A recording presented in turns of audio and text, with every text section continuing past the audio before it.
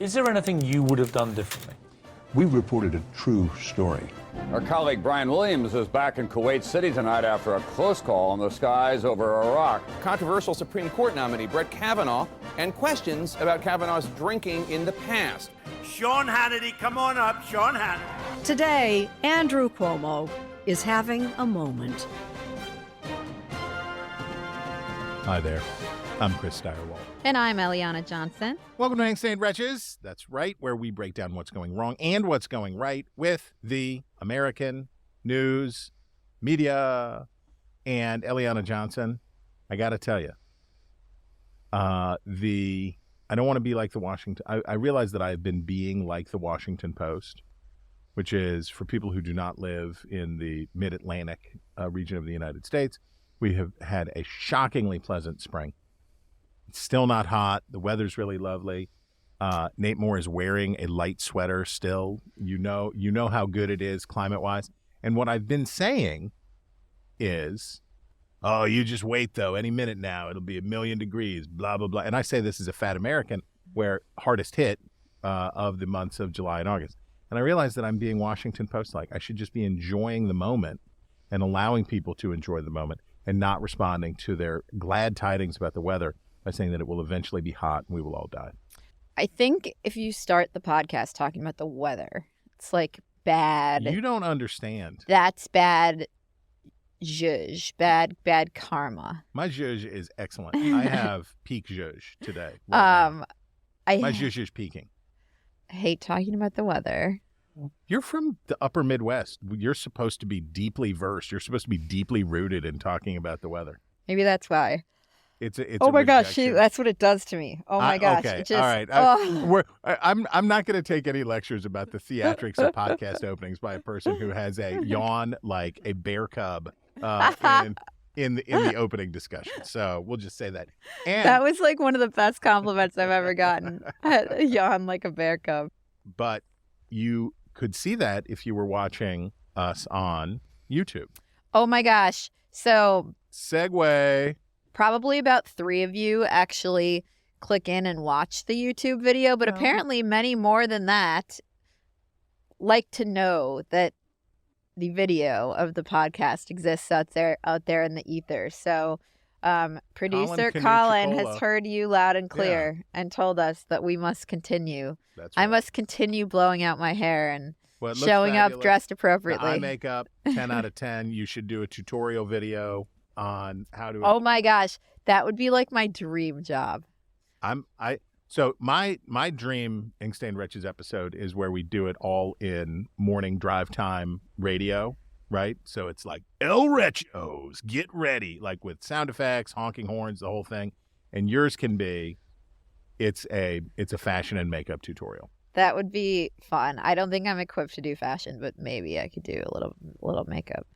Because when I did TV and these wizards were like turning you in from a wreck into a presentable person, I would always stop them and ask, "What are you doing? What are you using? Explain it to me." So I learned all their tricks. Even as a dude, when it's good, it's great. When I learned all their tricks. It is great. I look almost lifelike. Okay, Chris. Yes. First of all, I want to say at the top, we are going to talk about the Durham report. I wanted to talk about it first, but it is going to be my obsession because I am probably a lot more passionate about it than Chris is. We'll find out. But it is going to be my obsession, so don't think we're just breezing past it. In fact, one of us, maybe 2 of us, is obsessed with it, so we will get there. But first, on our front page,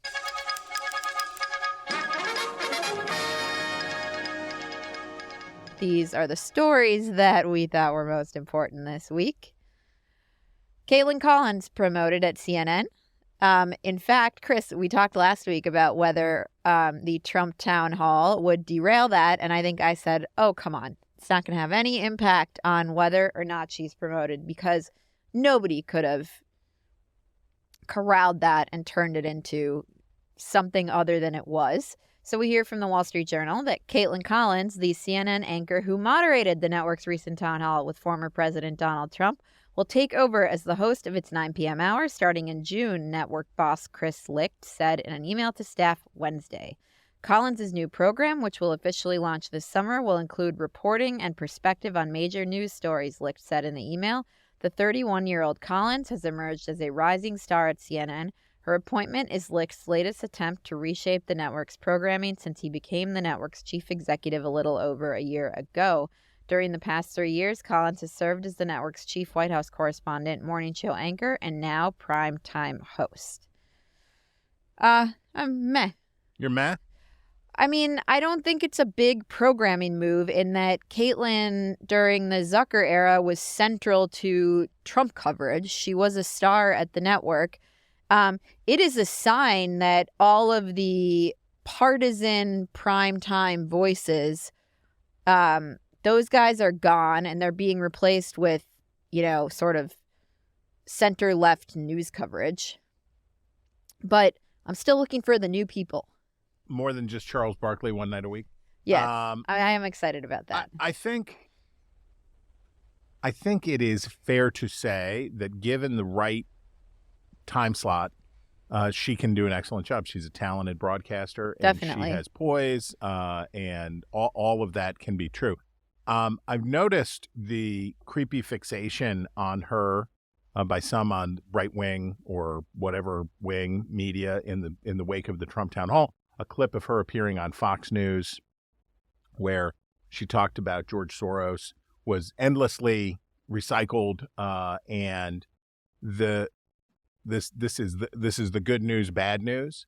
The bad news is it's terrible to endure. The good news is if she can be a figure of controversy without being a controversialist, then this is good for ratings, right? So if the controversy that she stirs up is by trying to play it straight and be normal, which is what she's managed, the controversies that she has endured so far have been either Donald Trump misbehaving toward her, Don Lemon misbehaving toward her, and in both cases it has been that she has kept her chin up and has tried to do a womanful job in these situations and do a good job of it. That's if you're going to benefit by controversy, can you do it without being a controversialist and descending into trolling for it and begging for it? I think she can. And if they set her up to succeed, I bet she will. I agree. That's a good point. And yes, now those on the right, like the far right, she worked at the Daily Caller at one point, are trying to resurrect her television clips from when she was 22, 23 years old and say, look, she was a crazy right-winger and now she's laundered herself. And there's like a little bit of truth to that. But I mean, give me a break. She was 22, 23 years old and it's 10 years ago. Yeah, I think that's stupid. Right. Stupid. Anderson Cooper gave a tongue lashing to the left-wing critics of that town hall. Well, why don't we should we play the clip? Let's take a listen to 360. Now, many of you think CNN shouldn't have given him any platform to speak, and I understand the anger about that, giving him the audience, the time, I get that. But this is what I also get. The man you were so disturbed to see and hear from last night, that man is the front runner for the Republican nomination for president. And according to polling, no other Republican is even close. That man you were so upset to hear from last night, he may be president of the United States in less than 2 years. And that audience that upset you, that's a sampling of about half the country. Okay, I think it's fair to say that Anderson Cooper has done a better job of that kind of thinking than some of his colleagues at CNN. And if that is we talk more about that, but if that's the energy of the licked pivot, and I do like saying licked pivot, if that is the energy behind the licked pivot, where you have to see and acknowledge people who think differently than you, then that's reasonable energy. He also said, I understand if you never watch CNN again, and he tried to have it both ways a little bit. But what about Bill Salmon? What about my former boss, Bill Salmon, writing in the New York Times? Bill Salmon, by the way, a great writer, publisher of the author of 5 best-selling books, and longtime White House correspondent, whose name I used to edit Bill Salmon when we were at the Washington Examiner. I hadn't seen his name in print in many moons, in print that he had written, and in many moons, and here he was coming to CNN's defense talking about this town hall. And I will link to the piece from the Times. With the first Republican primary debate scheduled for August, he wrote, "We need to confront this and some other uncomfortable questions now. Is American democracy so fragile that we cannot metabolize the outlandish views of a presidential candidate? If a candidate is the subject of serious investigation, shouldn't the news media ask him about that? Are our ideas of journalism so degraded that providing airtime to a candidate is tantamount to an endorsement?" I agree very much with Bill on the question of the over-the-top reaction to CNN doing this. On the other hand, I also, if I were Chris Licht, I would not have done this town hall. And I wouldn't have done, certainly it's journalistically defensible. Certainly you can make an argument for why this is good or why this is acceptable, but I just wouldn't want to do it because we knew what was going to happen, and it happened. And I don't think much light was shed. Trump is unfact-checkable. He's uninterview. The closest person I've ever seen to come to effectively interviewing Donald Trump was Jonathan Swan. That was the one interview with Donald Trump that I can say that I've seen where I was like, oh, that was pretty, because even when Chris Wallace, even when good interviewers have tried to take Trump to task in the past, he's a very good television actor, right? And the persona that he knows how to play, and he just doesn't, he rejects the premise of the question. He rejects the premise of the questioner. He rejects everything. And I find it tedious. That was my takeaway, that it's very difficult to conduct a television interview with him that is good television, because you have to spend the whole time saying, as Kaitlan Collins tried to do, oh, that's not true. That's not true. And it's not good television. It's not. It's just, yeah. That's it's tough. Yes. Okay. Who else has primetime ratings problems? Wait. Or would you want to do Wait. Yes. And this is what Trump does with it, which is he is talented. It's amusing. So Trump's campaign capitalized on the CNN interview and said in a tweet, President Trump's CNN town hall was so masterful that many are now saying his favorite formulation. People are saying that's right. CNN should be renamed TNN, the Trump News Network. And then, they have a T-shirt. This is TNN with Trump and sunglasses. They're they know how to do it. Not stupid. Yes. This is alarming because I just opened up Twitter, and one of the to look at this, and one of the trending items is Mount St. Helens, and I'm here to tell you. That's not what you want to see trending. So no. If much of the West Coast has been destroyed, we apologize in advance. You were going to say who else is having primetime? Oh, who else is having primetime agita? Well, it's a Fox News channel, as they're trying to figure out what to do about a Tucker-less future. And there was a wave of speculation yesterday, kicked off by a Drudge Report item that said that the Sean Hannity was going to 8 o'clock, Jesse Waters going. Still there. So the headline of Drudge says, sources, Fox News Hannity moves to 8 p.m., Waters, Gutfeld get primetime, network set to shake lineup. And there's no link. It's just Drudge's own reporting. But Laura Ingraham, of course, not listed among those people. Yes. The hardest hit, Laura Ingraham, whose show has struggled over time. And so I don't know. But Fox was here's my guess on this, just to do a little Kremlinology. Okay. This is either Sean Hannity doing this and putting this to Drudge and trying to get this story out there, or Fox News floating a trial balloon. What if it was like this? What would people say about that? To shake it down a little bit and see what's going on.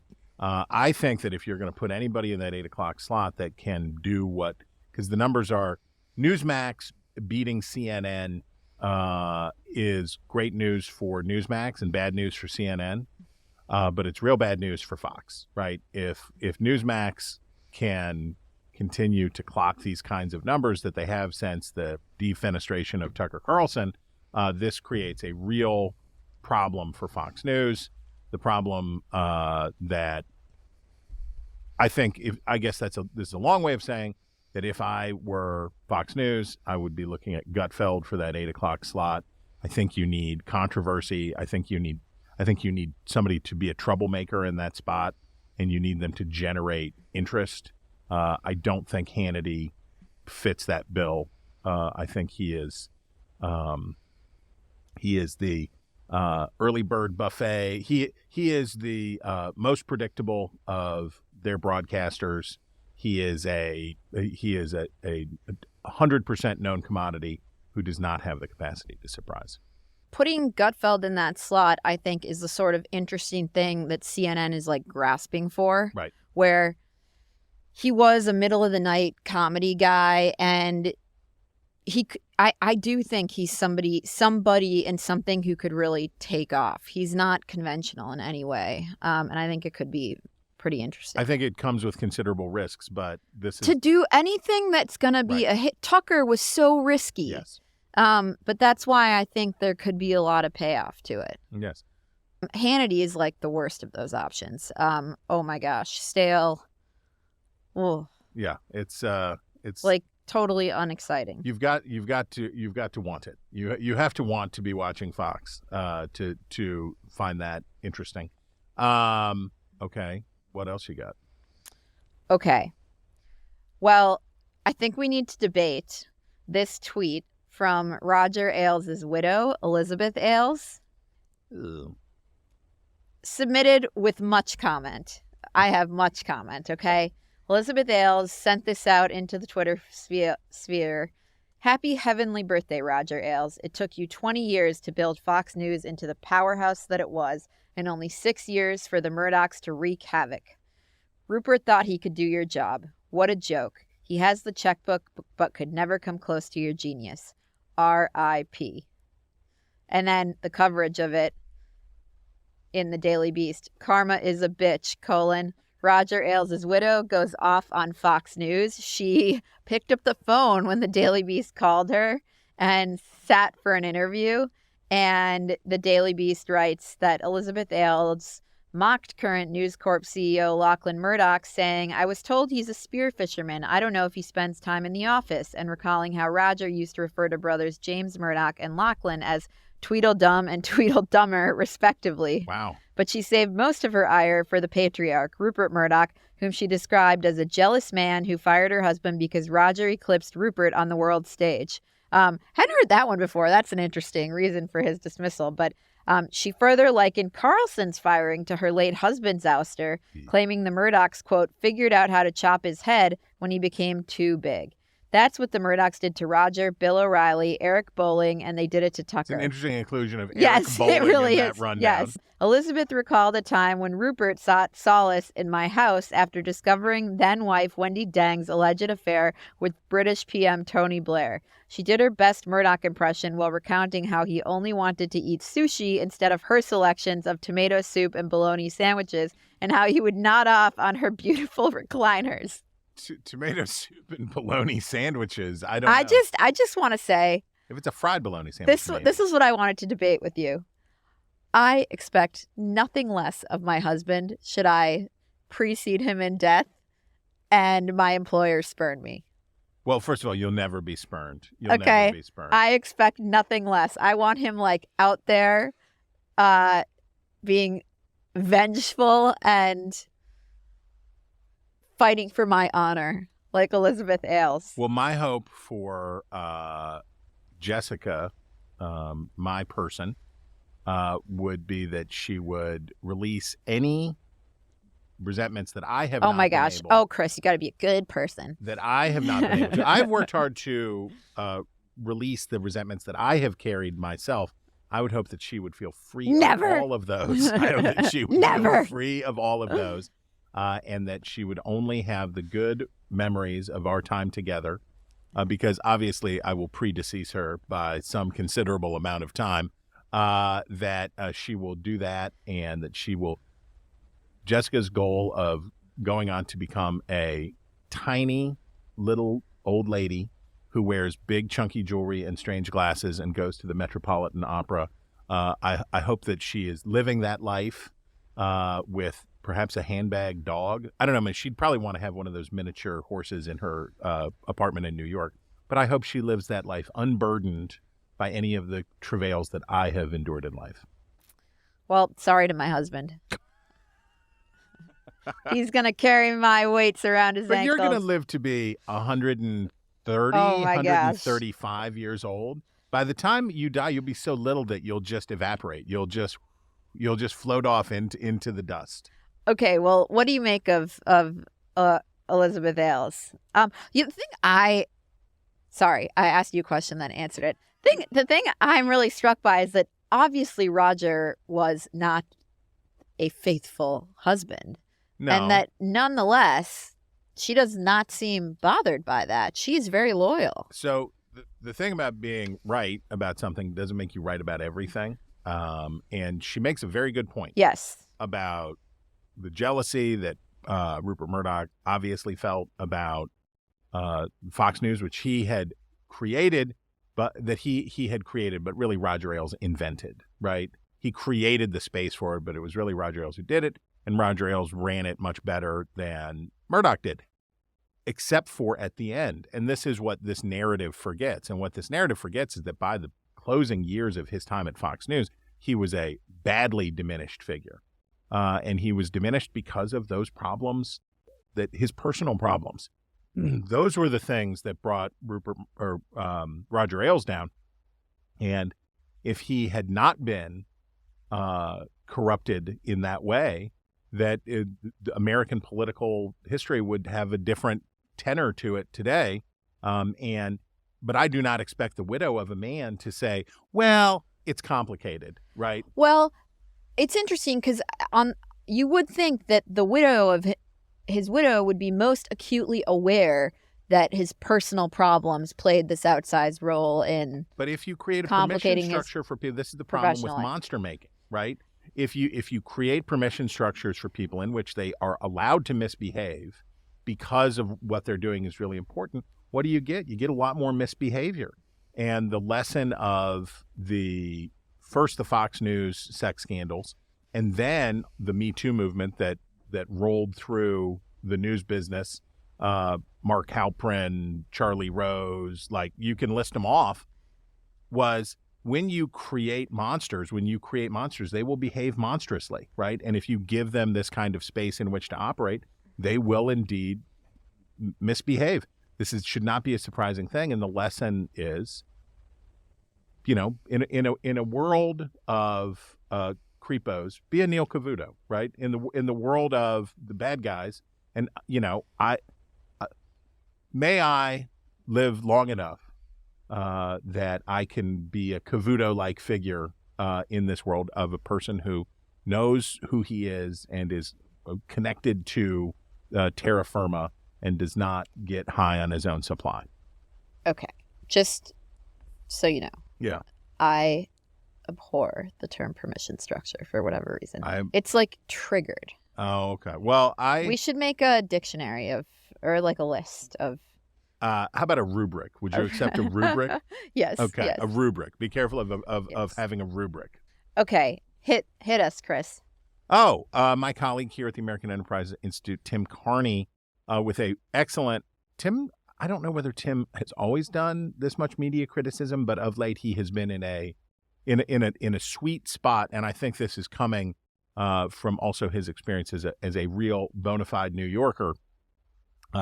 Subway death coverage confirms that in the liberal bubble, only conservatives are political. Here's what Tim writes. Yes, it's an experts say and conservatives pout story, which means it is simply just a liberal opinion piece disguised as a news story. That's not shocking. What's shocking is how banal the central opinion is in this thinly veiled opinion piece. He's talking here. We should link to the piece itself, and it's a piece in the Washington Post.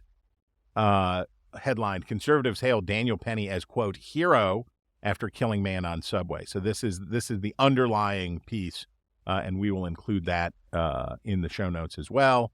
But here's what Tim goes on to say. The thing is that crime and disorder are on the rise, especially in the New York City subway, but also in other cities around the country. This is a valid political point because public policy is almost assuredly behind the rise in crime. Consider the decriminalization of minor subway crimes, the triumph of progressive prosecutors, and the COVID lockdowns, which ruin the lives of people who, in turn, take up antisocial behavior and other policies. Yet to the Washington Post, conservative politicians talking about the disorder and crime amounts to politicizing something. quote, Penny's case has been injected into the bloodstream of partisan politics, the article argues. And the headline makes clear the injection is being administered by conservatives like DeSantis. And I think this is a point that you made in the trans discussion. I think this is a look, there are times when there is injection of politics going on into non-political things. That definitely happens. And it is almost impossible to escape such injections these days in any matter, whether it is Martha Stewart doing her version of 80 for Brady for the Sports Illustrated swimsuit edition or whatever. Politics comes into all these things. But crime policy, I think you will agree, is political because it's policy. That's what it is. And I think Tim makes an excellent point there. The other way the media politicizes coverage of this is that they focus on one subset of crime and not choose not to focus on the other. So they say, well, murder rates are actually lower, mass murder rates are lower, but it's actually these petty crimes that people are responsive to, the ones that affect their day-to-day lives, which is petty theft, these sorts of rail jumping in subways, auto theft.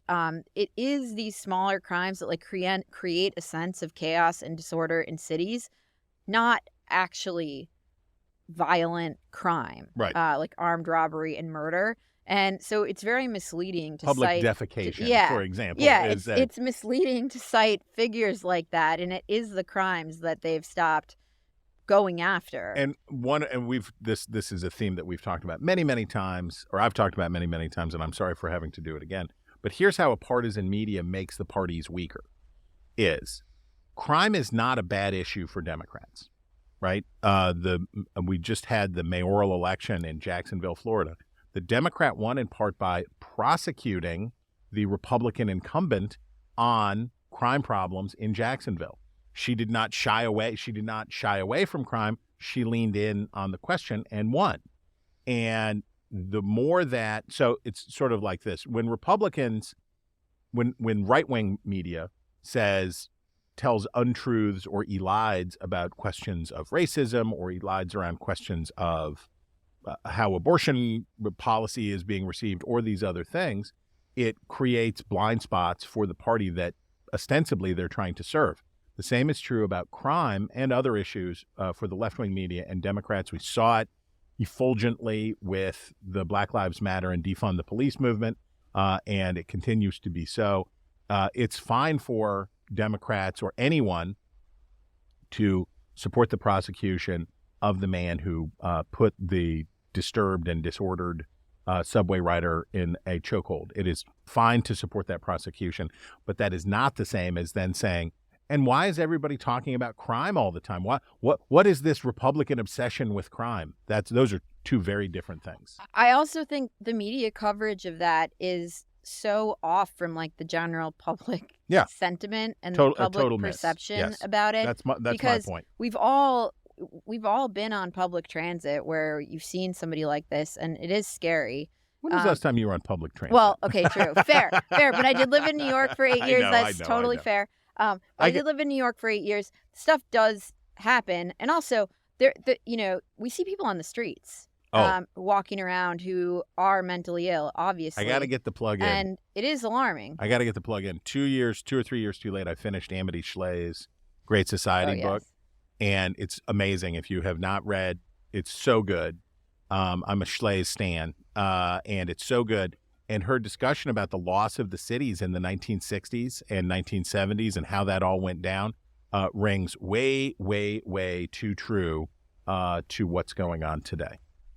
So how about, would you like to have a matched set of credenzas from the New York Times? I bet you would. No, I would not. Here, so the New York Times, here's a kudo to the New York Times for telling hard truths. Headline: a refugee from another time gets an eviction notice. A Ukrainian immigrant, 82, has lived in a Manhattan hotel for decades. Now the owners want him out while earning millions from the city to house others. And this is the story of a refugee dude William McHugh, who has lived in this flophouse hotel at a cost of $6,000 a month. I think that's right. Can that be right? No, I'm sorry.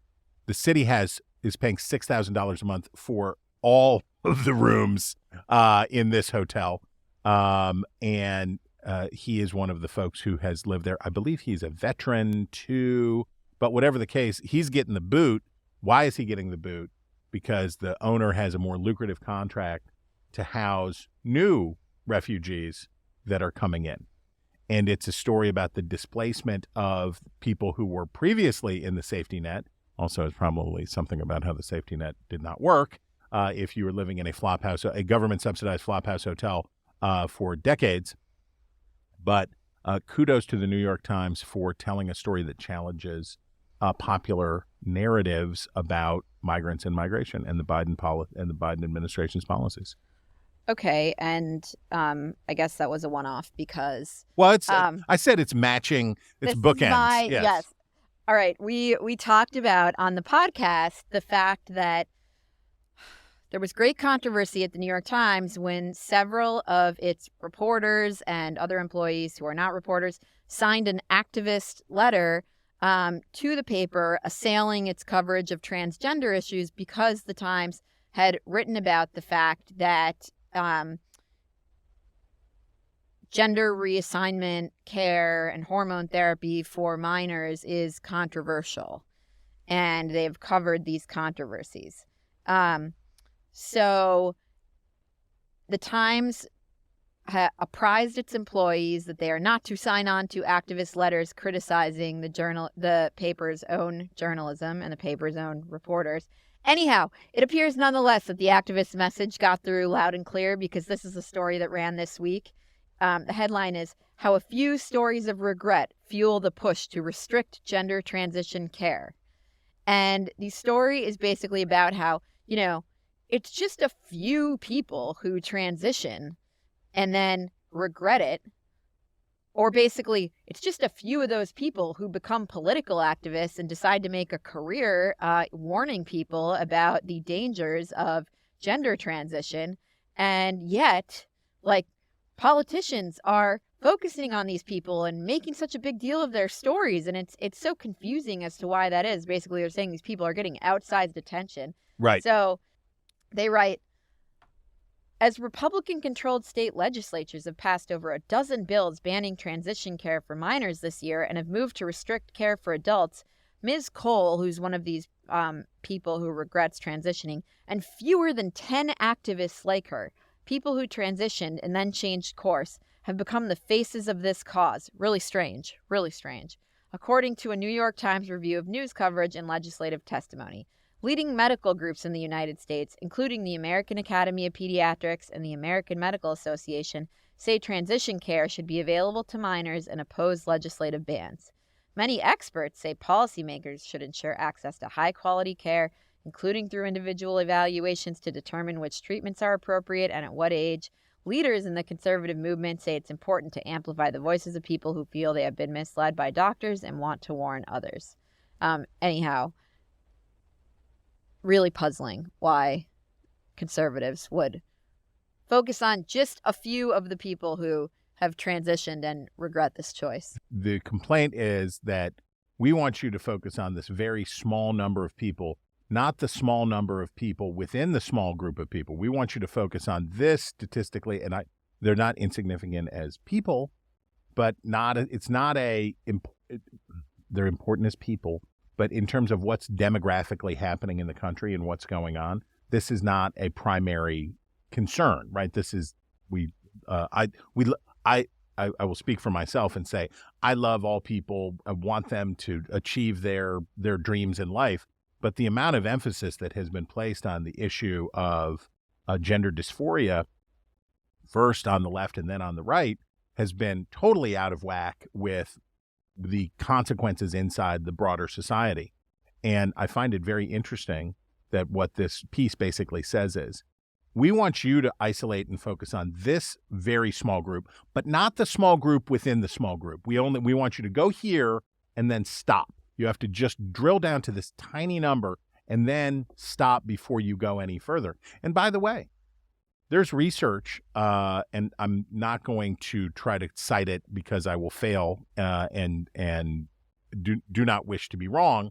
But there are significant numbers of people who have struggled with this question after going through a transition. And there's studies inside the military about, and this is a good control group for, because access to care is not a problem if you're in the military, but people are dissatisfied or stop transitioning and all of that stuff. This is an enormously complicated question, and we are treating it, if you'll pardon the pun, as a binary as a binary choice. It is not that. It is something very different, and boo. Beyond that, the appeal to authority with leading medical groups, including the American Academy of Pediatrics, the Free Beacon, we partnered with Barry Weiss's outlet, the Free Press, and we got inside. How exactly did the American Academy for Pediatrics come up with its guidance on gender transition care for minors? And the results there are shocking, but how the Times just casually refers to this is amazing to me. Right, as if someone would say that the counter evidence that was provided by the Heritage Foundation, Right. So I'd be like, well, as one knows, as one does. Are you ready to talk about Jews in the news? No. It's time. If anything that's like Elon Musk said X on Twitter, I'm not ready to talk about. Why are you defending the rank anti-Semitism of talking about how George Soros is like a comic book villain? Why are you protecting his anti-Semitism, Eliana? Why? Just so I feel like Elon spouts off all day, every day on Twitter, and it's just. First, can we get somebody to tell me, one of you two gentlemen, to tell me who Magneto is? What about Cat Turd? Well, that's a guy on Twitter. But who is Magneto? And don't you dare pretend like you don't know who Magneto is, sir. He's just a very popular comic. Is he an X-Man? Yes. Ah, look at me knowing. Look at me knowing over here. So he's an X-Man, and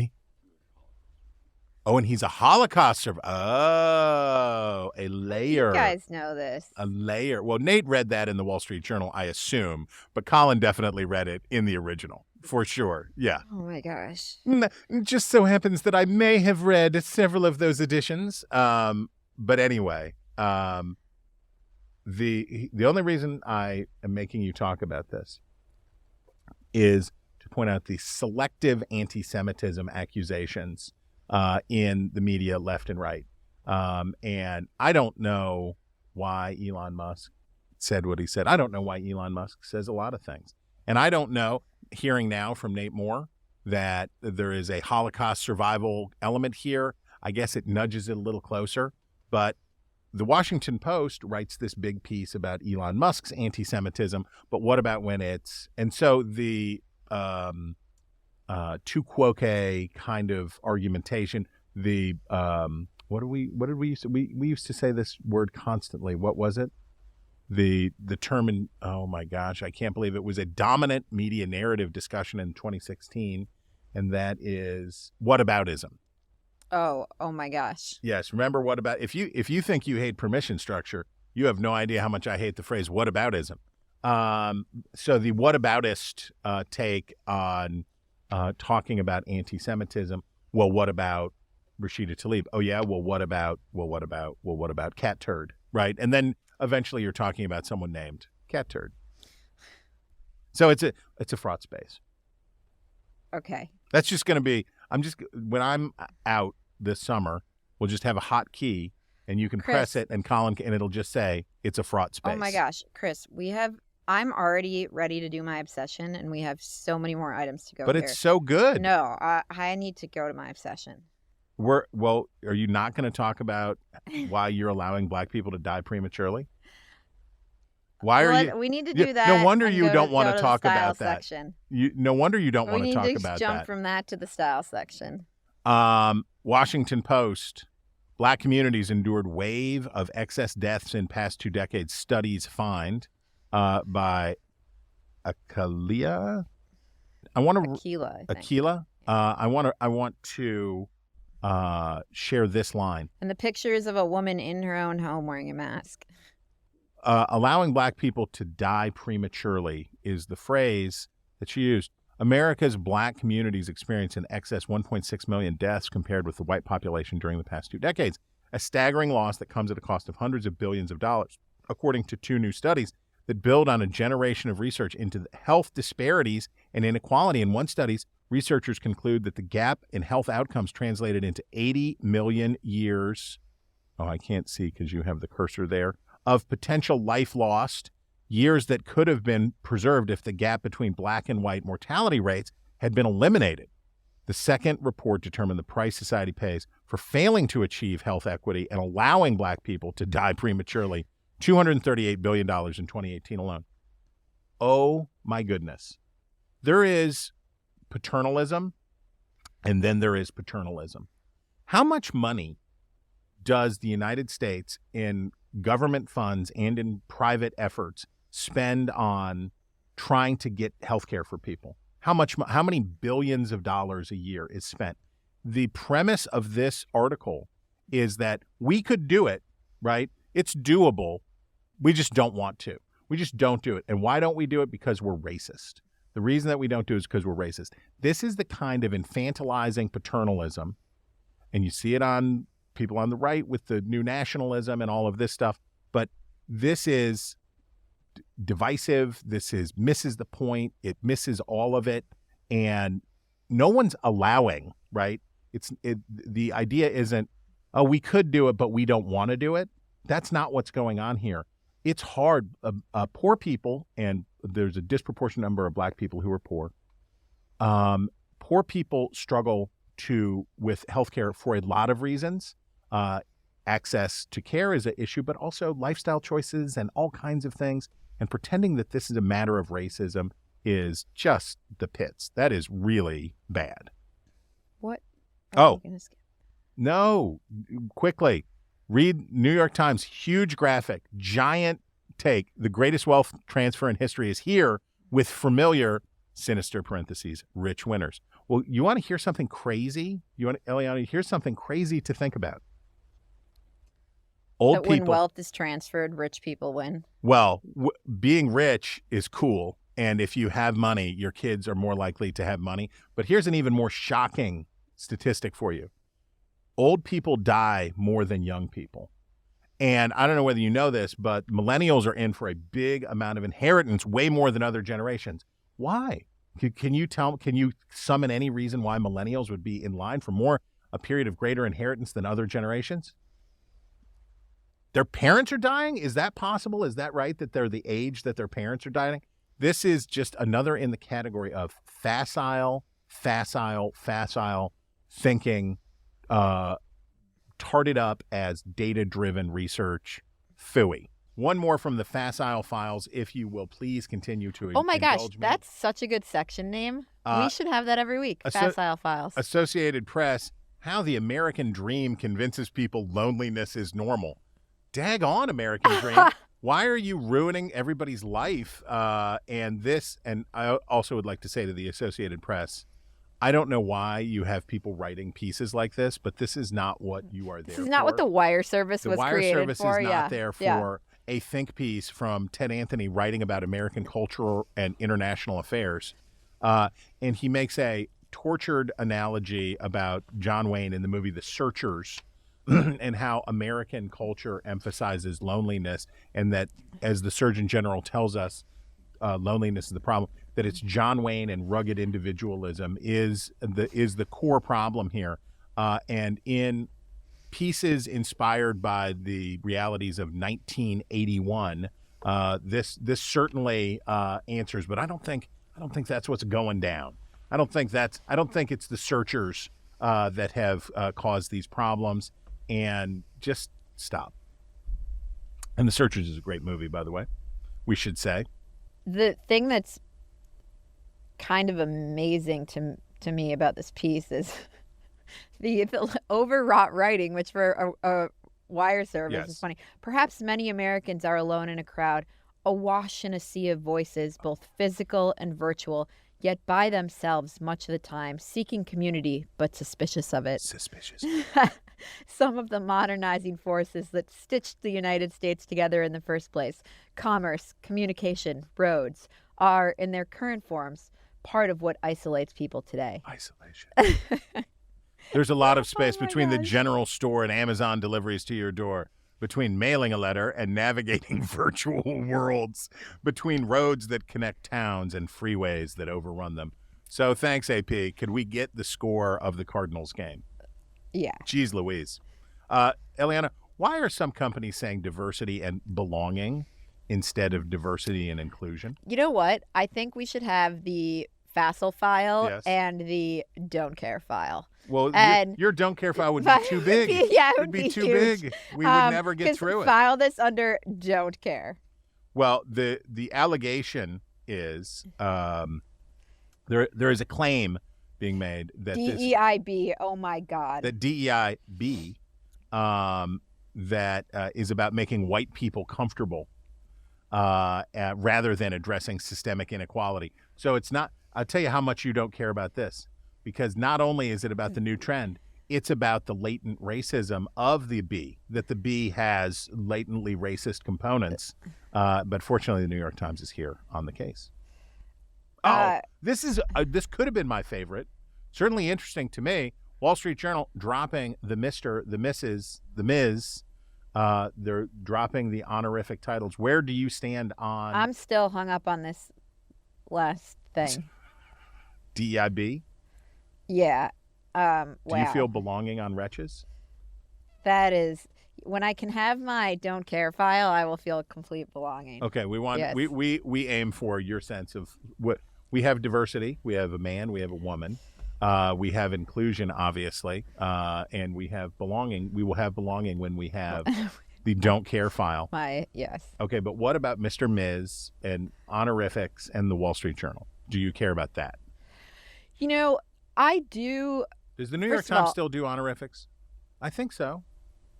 Mr., Ms. I don't even know, but I will say I like the journal's use of them because they, they use different ones. But they drop them after first use. Right, which is was better than the Mr. throughout. And I did not even know. Nobody uses Mr. throughout anymore, do they? Or maybe the Times does. I think the Times. The Times may. does, yeah. Here's us not knowing. There's the don't care file, and then there's the don't know file. Well, this is for the don't know file. Okay. It is. I would say this is a. I'm okay with this because I didn't really like the honorifics, and it's become. Very famously, the New York Times used to refer to Fidel Castro as Dr. Castro That's because good. he had his doctorate in torture or whatever, and so the honorifics are fraught and just use fewer words and get people the information that they need. But it is passages. Okay.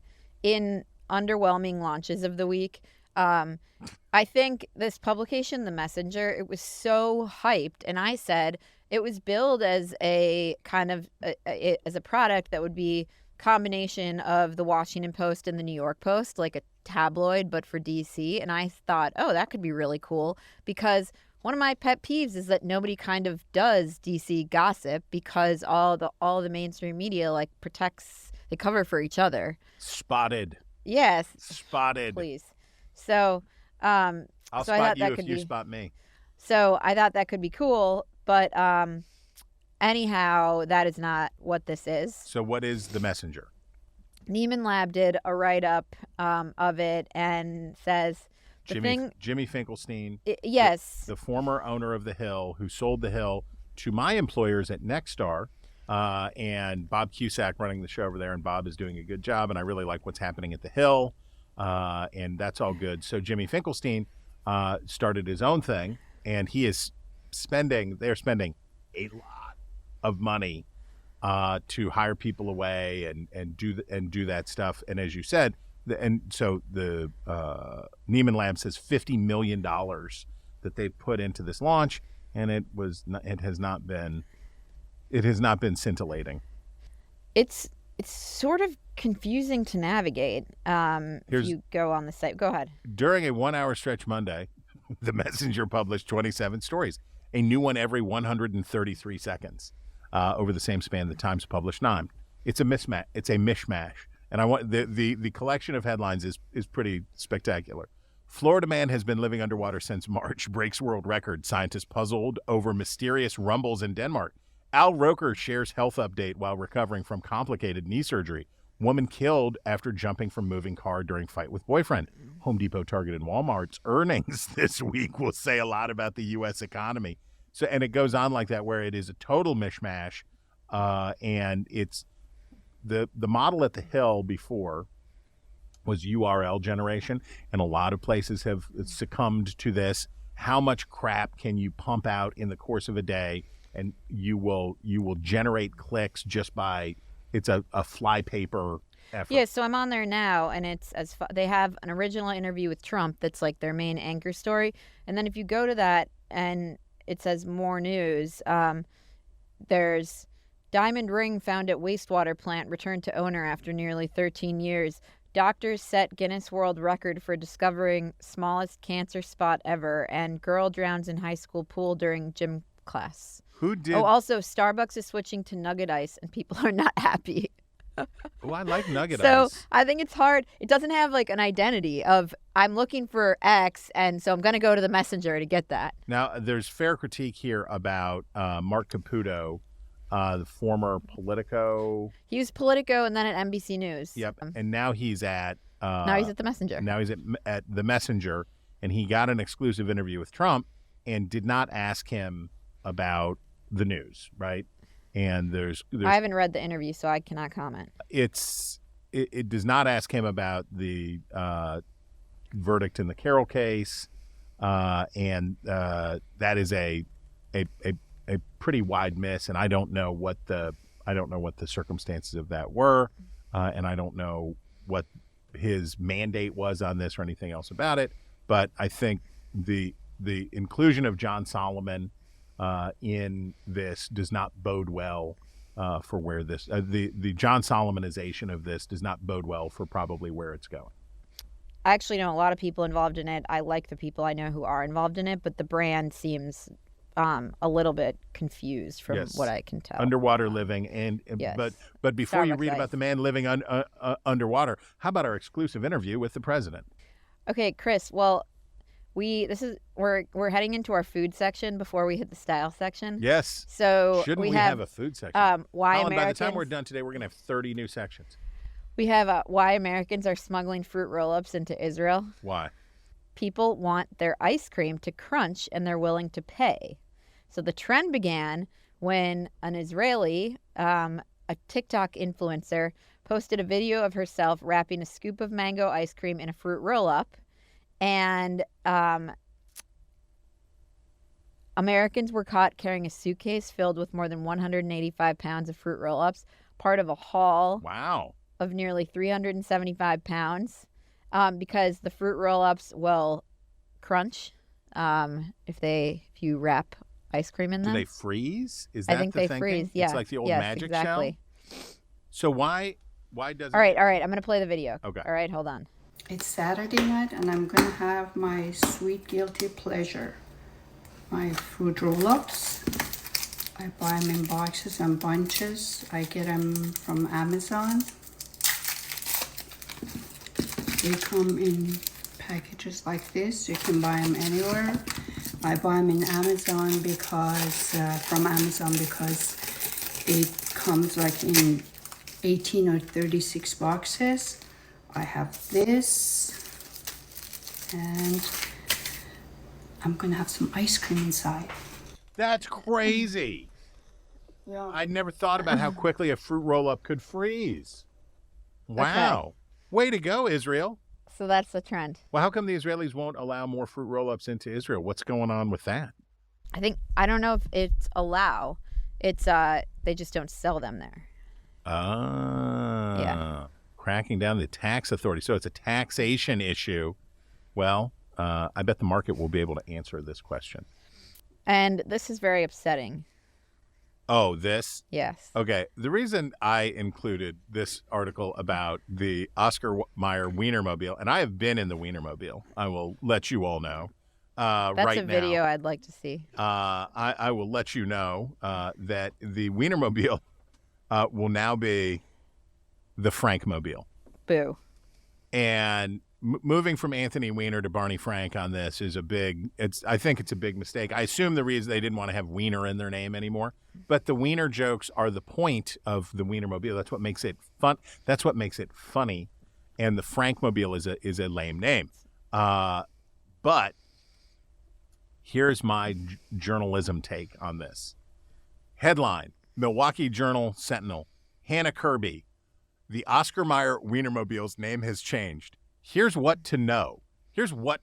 How should I proceed, Milwaukee Journal Sentinel, now in a post Wienermobile world? This makes Axios look like good writing.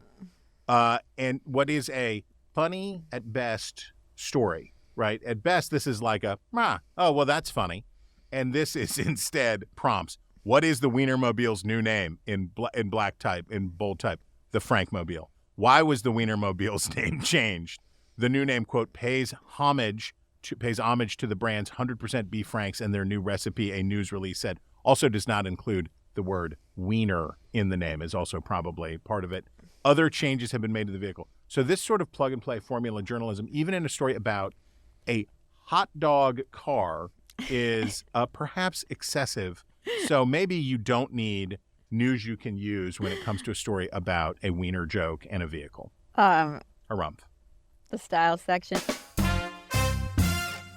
Excellent. That was really part of our style section, but such a good item from the Daily Mail, and it is one of two, about Deanna O'Donnell, a woman from Lutherville, Maryland, who took to her TikTok. McCreesh alert. Took to her TikTok and explained that, and this is the headline, I wear tight booty shorts and a sports bra to the gym. Trolls say I only do it for male attention, but they're so wrong. So wrong. They're not just lightly wrong. They are so wrong. I just want to congratulate the Daily Mail of London for having the courage to blow the lid off of stories like this. And use a ton of photos. Of booty shorts. Well, you need multiple pictures of the woman's buttocks. To be able to decide whether like, she's what's doing the it purpose? for male like, attention what or does the not. sports bra really look like? Yes. So just, we need to be able to make up our own minds. Why can't Deanna O'Donnell wear booty shorts and sports bras around without being objectified by the male gaze? She does it not. It's not for you, creeps. And then we had to talk about the Harry and Meghan car. Yep. Alleged car chase. 2-hour car chase. Alleged car chase through packed Midtown Manhattan, where it'd be kind of difficult to have a real car chase. It's So the New York Times writes it up this way: Prince Harry, Meghan, the paparazzi, and a chaotic night in Manhattan. And then the subheadline is, the initial description of the episode in Midtown Manhattan recalled the chase that killed Harry's mother, but the fuller picture was more complicated. Well, remarkably, these people who only wish to be left alone. Yeah, exactly. Were at an event. This one made me laugh out loud. See if I can find it. The episode began Tuesday evening at the Ziegfeld Ballroom in Midtown, where Harry, Meghan, and her mother, Doria Ragland, were attending the Women of Vision Awards, where Meghan was among the honorees. First of all, she is a visionary. When you think about the vision that she had, she saw Harry and married him. So it was a real vision that she had for how to become way more famous than being on Suits on basic cable. So she's a real visionary. So they're going out. They want that. Look, I'm sure being hounded is not fun. I'm sure it's bad. We don't know the details of the case, but it sounds like the taxi driver, the driver, lay it on us. Called BS on this. He had the best line. He said, "Give me a damn break." His name is Mr. Singh. So and here we have our answer with Mr. Singh. Honorifics throughout. Mr. Singh said he would not describe what happened as a chase, though he was not involved in he was not involved in the much longer drive earlier in the evening. Though the family had clearly been frightened, Mr. Singh said he was not. I wasn't afraid, he said. They didn't grow up in New York. So anyway, Mr. Singh, you are a wretch of the week. Yeah, that was good. That was really good. Oh, but this is even better. Where should you live if you want to have a tedious sexual practice that you can annoy all of your friends about? It's the veganism of sexual practices. It's polyamory and the New York Times. I can't believe this is a headline in the New York Times. I can. This is the most predictable New York Times headline. Interested in polyamory? Check out these places. So where should you, the New York Times, answering the question for your life and style. The New York Times did an article on how having a lot of pubic hair is a new Whoa! trend. They did. Whoa! Like, of course they're going to do this I'm article. sorry. I'm triggered when you use the phrase. I don't want to create a permission structure for you to use the phrase pubic hair without a warning, okay? That's new Wretch policy. No. So I am not surprised by this article. So where should you live if you want to be polyamorous? Somerville, Massachusetts. Sounds like a good place to do that. Where else could you be polyamorous? Anything else? I'm just going to guess Utah. Hey, why you got to bring up old stuff? Somerville seems to be really polyamorous, and we wish them the best in annoying their neighbors, talking about their polyamory, and best of luck, Somerville. Chris, that brings us finally to our obsessions of the week. Do it. Where we break down the stories we can't get out of our heads. Mine is, of course, the coverage of the Durham report. The 300-plus page report from special counsel John Durham, who concluded a 3+ year investigation of the origins of the FBI's Russia probe into just the probe known as Crossfire Hurricane into Donald Trump's 2016 presidential campaign. And what I really had wanted to see, and so what I did, was a compare and contrast of kind of how the framing of the reporting of the Mueller probe and the Durham probe, which you can argue about, like, which probe was more important and this, that, and the other. But the findings were kind of similar in that they both found wrongdoing and misbehavior, but decided not to charge crimes.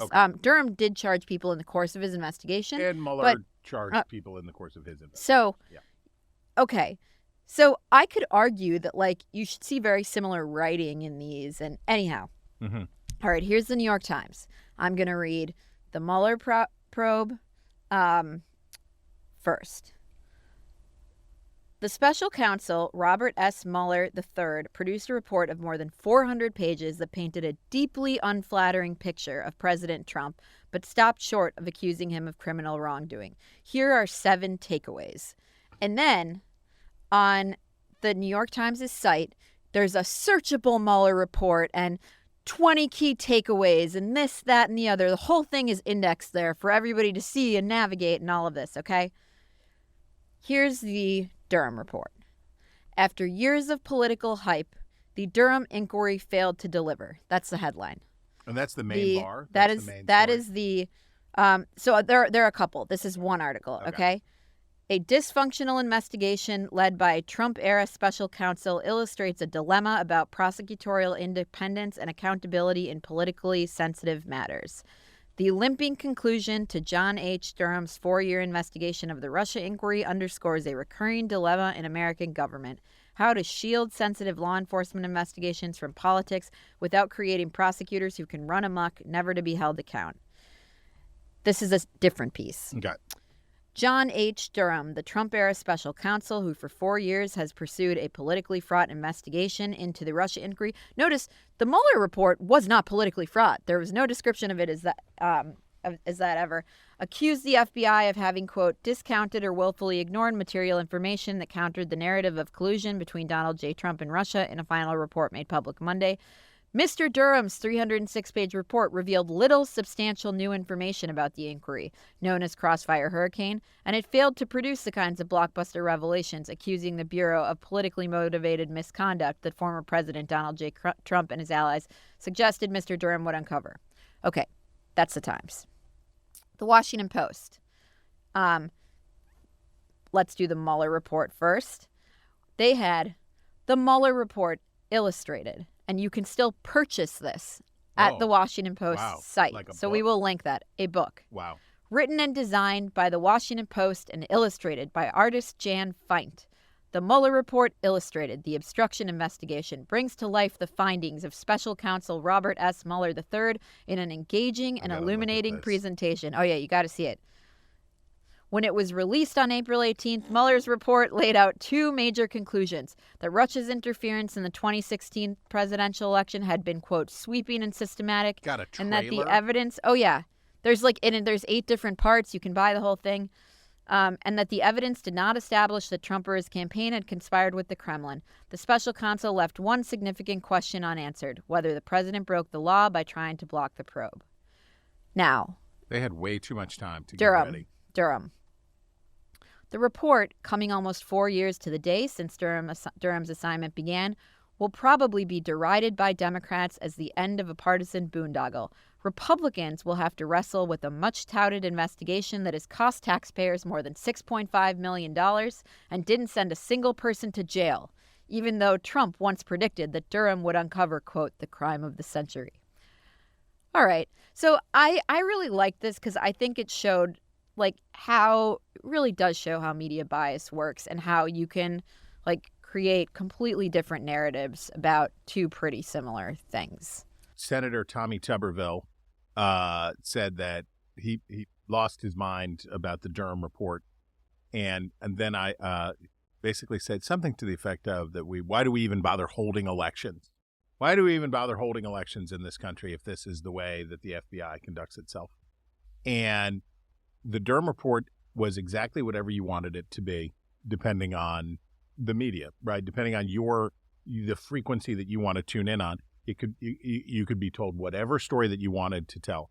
This is not news, but I do want to credit Durham for doing a thorough, meticulous job, not being weird, chronicling everything. I feel the same thing about Durham that I do about the January 6th committee, which is at some point you have to make a record of all this stuff. And you got to put it down. You got to finish the investigation. And it's like the 9/11 Commission. You just at a certain point with things, you have to make a record of this stuff. And for conservatives, or I shouldn't say conservatives, for people on the right who are very angry at Durham for not, frog marching, I don't know that James Comey has not been clapped into leg irons and taken off to Elba. People who say that Durham failed, people on the left who agree that he failed, missed the point, and it's a willful misreading of what's going on. Another thing that's going on here is playing old clips of what people said earlier, right? Oh, you said this, and now it's not true. Some of it is, what was done, what CNN, MSNBC, what the Times and the Post said about Mueller that was proven not to be true, the things that they said about these allegations that were proven not to be true were egregious, right? And there was some real cleaning up. This should have been, and I don't pretend to know everything that was written. This should have been a good opportunity for reflection and cleanup, right? The smart piece, if I were the editor of one of these organizations, I would say this is a good opportunity for us to do a little housekeeping, right?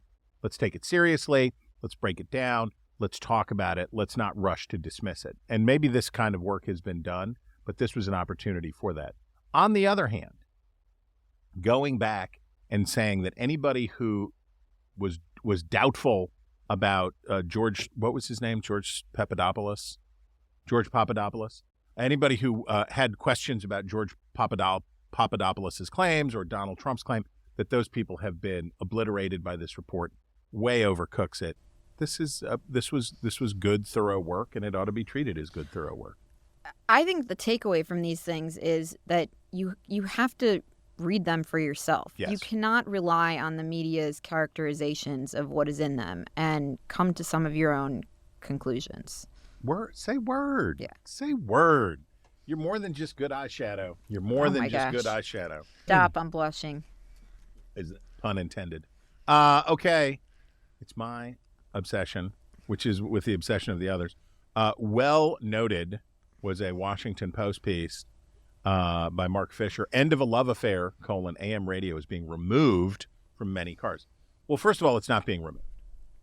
It's not being installed in some new cars, but no one is coming to take your AM radio away.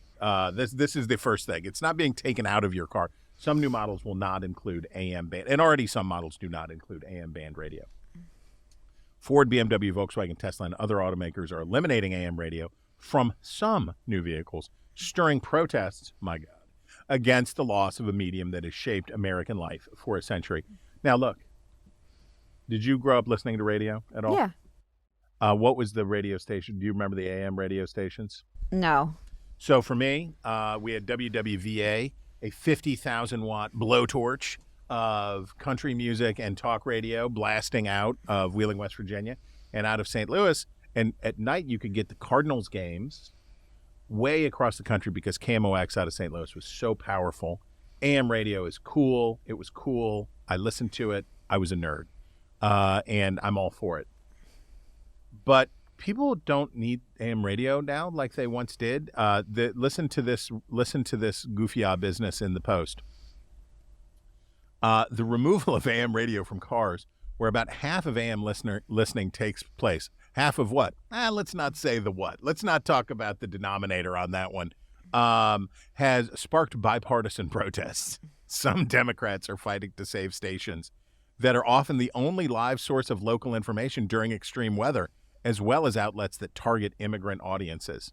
Well, what do Republicans want to do? Well, I'm glad you asked. Some Republicans, meanwhile, claim the elimination of AM radio is aimed at diminishing the reach of conservative talk radio, an AM mainstay from Sean Hannity to Glenn Beck to dozens of acolytes of the late Rush Limbaugh, 8 of the country's 10 most popular talk radio shows. Out of how many? Don't worry about it. The automobile, here's the quote, the automobile is essential to liberty, right-wing talk show host Mark Levin told his listeners last month. It's freedom. So the control of the automobile is about control of your freedom. They finally figured out how to attack conservative talk radio. So let me get this straight, Mark Levin. We should force automakers to include a product that most people don't want in their cars for, let me check my notes here, for freedom? Freedom demands that the government mandate this? Give me a break. This is like, I love the radio. I love AM radio. I go on AM radio shows all the time. But are we going to target Ford and Volkswagen for not including this feature because it affects immigrant communities and Mark Levin's fight for freedom? Harumph. Okay. That's a raspberry and Thank a you harumph. Thank you for leading us into my favorite section of the week, which is Reader Mail. We have one note from Dan. Hi, Dan. In Cape Coral. Is it Cape Coral or Cape Coral? Well, Cape Coral, but Cape Coral sounds like an interesting Coral? men's clothing boutique. Okay. Dan says he's formerly from the People's Republic of Minnesota. And Dan says, Dear Mr. Stirewalt, far be it for a refugee from the DFL bastion that is the Iron Range of Minnesota to have the audacity to contradict a wordsmith such as yourself. But after last week's podcast, I felt compelled to address what I understand to be an incorrect assertion regarding the origin of the term jaywalking. I knew I was going to get busted on Yes, this. apparently 3 others who wrote similar notes. According to sources, which include Quora, Language Hat, Merriam-Webster, as well as the Old Farmer's Almanac at the turn of the last century, jay was a derogatory term used to describe a hick, a rube, or more kindly, a country bumpkin unfamiliar with the ways of the big city. When these country folk moved to the cities, they ignored such things as crosswalks and would randomly walk into traffic, hence the term jaywalking. In your defense, some sources such as Salem State University make reference to the J shape of walking that you referenced, but the general consensus falls into the rural idiot category. Knowing the pride you both take in assuring your podcast be fact-based, I hope this small nugget will be useful to you both. Thank you for providing one of the best weekly podcasts out there. Your hard work does not go unnoticed. Thank you, Dan. Dan, I got to say, when I was explaining that, I thought, but there's probably something else. And thank you for offering Yes, us something thank else. you. And I apologize for my lack of knowledge, but don't jaywalk anyway. I love jaywalking. Lynn Paget from Virginia writes to say, Chris, I was listening to the podcast Friday afternoon while making chocolate chip cookies. Oh, that Delicious. sounds amazing. Doesn't that sound so good? Sadly, no cookies are included in this email. However, I hope you will still find it entertaining. When you mentioned jabbets going out of style. Jabot? Yes. What the heck is a jabot? It is. We talked about it last week. Put that another. That was another under my item for the don't care file. Yes. If you think about the jabot, if you think about old pictures of Abraham Lincoln, it is short of a bow tie. It wraps around it's a kind of neckerchief. Okay. Jabot is going out of style in the 1890s and said you were willing to bring the jabot back. I couldn't stop laughing. My older son, who is graduating Sunday from St. John's College, has been a long-time Jabot fan and has worn one regularly since his freshman year of college. The timing of your podcast occurred this week, the week that my son sent me a video his friends made called Paget Style. It's a spoof of the Gangnam Style video by Psy. My son, whose idea of pop culture is firmly anchored in the Victorian era or earlier, was not familiar with the video. Fantastic. Well, I want to send you the entire video, #ProudMom. I won't. Why not? But I did take some screenshots that illustrate the jabot as a key dress component of Joseph Paget's style. Attached are 4 screenshots from the video. Ms. Paget, let me just say, we need the video. I'm looking at the stills here, and it's obviously hilarious and fantastic. And if you do not let your son live his jabot life out loud, you are not only depriving him, you are depriving this great nation of the possibility to see this. So I implore you, please share the full video, and we will put it in Hi El Wretches newsletter. Lynn has a PS. She says, I didn't say it, but I love the podcast and look forward to it each week. Put your Lynn. put your YouTube link where your mouth is, Yes. Ms. Paget, and send us the full Jabot-based video. That brings us to your favorite time of the week, Chris. I am forced to say something nice, but you are going to lead us by example. A very sweet piece at Reason Magazine by Glenn Garvin on the passing of one of his old bosses, Hodding Carter III, which is the most Mississippian name possible. This is maximum Mississippi setting right here. I'm just going to read you the lead a little bit. In 50 plus years of working in journalism, my relationships with bosses were almost always, well, let's say, fraught. But the news that my very first one, Hodding Carter III, died last week broke my heart a little bit. I worked for Hodding Carter at the Delta Democrat Times in Greenville, Mississippi in 1975 and 1976. And he tells the story about flying down because Carter told him, before you come to work here, you better see what this is and where we are before you sign on to anything. So as a kid, the author flies down there. On a Sunday after I arrived at my fellowship in Indiana, I flew down to Greenville's tiny airport where Hodding picked me up. We got into his car and he promptly handed me a beer. I was startled to say the least. Daytime drinking during my first meeting with a new boss in a car? Was this a test to which the correct answer was no? Uncertainly, I accepted the beer and away we went. The surprises continued, and he goes on from there. It's just a great read, and I know that there may be somebody out there who's thinking about working in the news business, young people who are, and by the way, it's May, and it's people are looking for jobs and all that stuff. This is a strong urge from me to take a weird job. Find a weird job in news somewhere where somebody will pay you. And it's even better if it's someplace where you're not familiar and you're not entirely comfortable. Get out there, mix it up, find your own Hodding Carter III, and get an education. Get paid, not much, but get paid to get an education. Chris, my favorite item, which is like a backhanded favorite item, we're going to reverse engineer this one, is the Wired profile of Pete Buttigieg by Virginia Heffernan. And thank you, Keith, for flagging this in our emails, because this is the opposite of what a journalistic profile should be. So I just read the headline. So just read this and see how not to write a Read profile. the headline. Oh, it's absolutely incredible. The headline is, Pete Buttigieg loves God, beer, and his electric Mustang. Sure, the Secretary of Transportation has thoughts on building bridges, but infrastructure occupies just a sliver of his voluminous mind. Okay, that's not even the best part. This quote is unbelievable. As Secretary Buttigieg and I talked in his underfurnished corner office one afternoon in early spring, I slowly became aware that his cabinet job requires only a modest portion of his cognitive powers. Other mental facilities, no kidding, are apportioned to the Iliad, Puritan historiography, and Nausgard Spring, though not in the original Norwegian. Slacker. Fortunately, he was willing to devote yet another apse in his cathedral mind to making his ideas about three mighty themes: neoliberalism, masculinity, and Christianity, Sweet, intelligible fancy to Moses. me. It's so bad it's good. Had to be Sweet, my favorite item. fancy Moses. Had to be. And then, and the pictures are, wow. Just way to go, Wired. You really, it's like you took Sean McCreery's rules for writing a good profile and intentionally violated each of them as you went. This is a real stinkfest. And that is all the time we have for the news about the news. If you have a story you want us to talk about, email us at wretches@nebulouspodcast.com and sign up for our newsletter over on our website at nebulouspodcasts.com.